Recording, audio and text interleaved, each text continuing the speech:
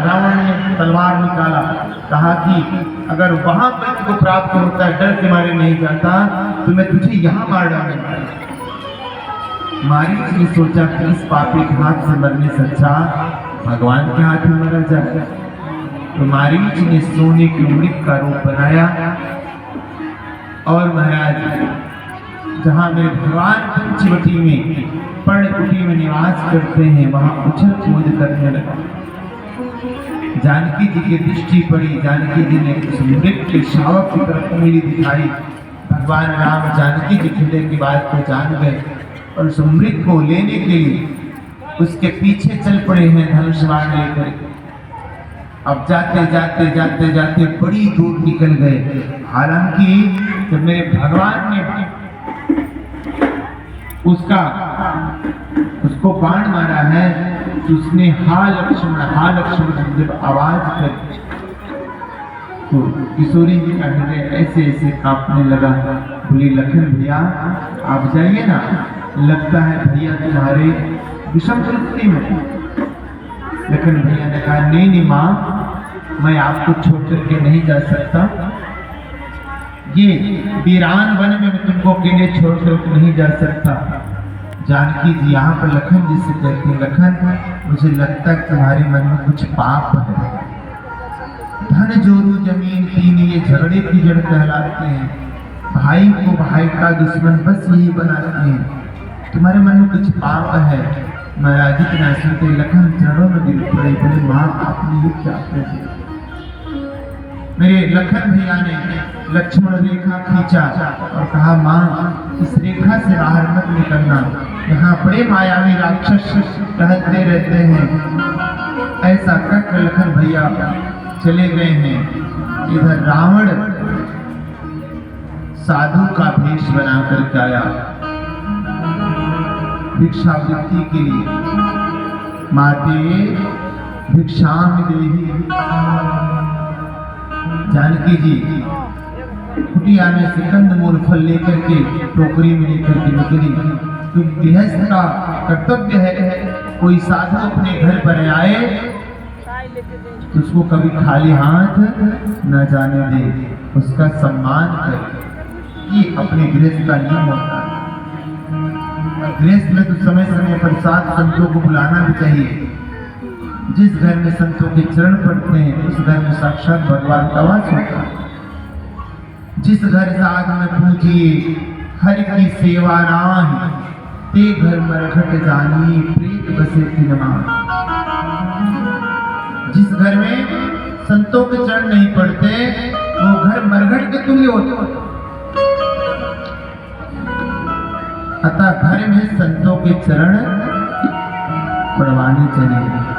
आज हमारे आदरणीय मुरारी तिवारी जी अपने घर पर भी ले गए और गुप्ता परिवार है इधर पीछे रहकर, मुझे नाम तो नहीं ज्ञात है, तो उस गुप्ता परिवार कथा सुनने के लिए आया हुआ है। उनकी भी यहाँ लेकर के गए। इनका बड़ा भाव देखकर पूरा परिवार ज्वाइंट फैमिली देख करके बड़ा हृदय गदगद हुआ, बड़ा मान सम्मान किया। गुप्ता फैमिली बड़ा अच्छा लगा। यारे संतों का चरण समय समय पर घर पे पड़वाते रहना चाहिए, गृहस्थ का कर्तव्य। मेरी जानकी जी भी अपने गृहस्थ के कर्तव्य के निर्वहन कर रही है। अब साधु वेश में कब आतंकवादी आ जाए ये भी नहीं पता चलता। हमारे यहाँ सनातन संस्कृति में इस साधु वेश को ही बड़ा महत्व दिया गया, बड़ा सम्मान दिया गया। लेकिन कभी कभी किसी साधु वेश को बना करके गलत व्यक्ति भी आ जाते हैं। अब किशोरी जी ने जब कंदमूल फल लेकर के निकली है तो कहता है कि ना मैं बदी भिक्षा नहीं लूंगा, बाहर निकल के दीजिए। किशोरी जी ने अपने गृहस्थ धर्म का निर्वहन करने के लिए से बाहर निकली। वैसे पापी रावण अपने असल रूप में आ गया और जानकी जी को विमान पर आरूढ़ करा करके चल दिया है।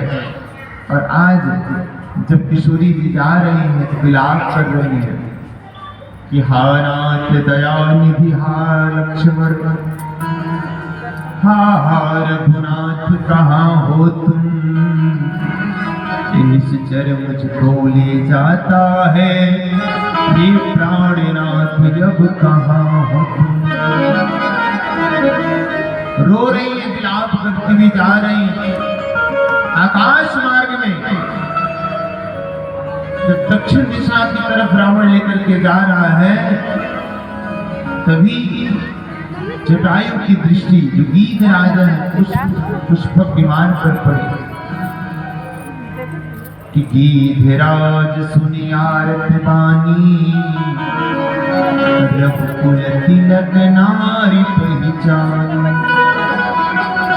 गीधराज ने देखा ये पापी अबला को लेकर जा रहा, झपट्टा मार के टूट पड़े और ऐसा टूटे कि रावण को मूर्छित कर दिया और किशोरी जी को लेकर के चलने के लिए भाई हम चलो किशोरी जी वापस चलते हैं। लेकिन तभी रावण होश में आया है और जटायु के पंख आदि टुकड़े टुकड़े कर देते। घायल अवस्था में जटायु धरती पर गिरा। आपको बताएं, समय पर जटायु ने आवाज उठाई, गलत का विरोध किया। अंत समय में भगवान के राम की गोदी में अपना सिर रख करके मृत्यु को प्राप्त हुए। अपितु भगवान ने पिता की दर्जा दिया है और पितृलोक हो गए। और वहीं बीच सभा में नीच दुशासन द्रौपदी की साड़ी खींच रहा, द्रौपदी गिड़गिड़ाती हुई भीष्म पितामह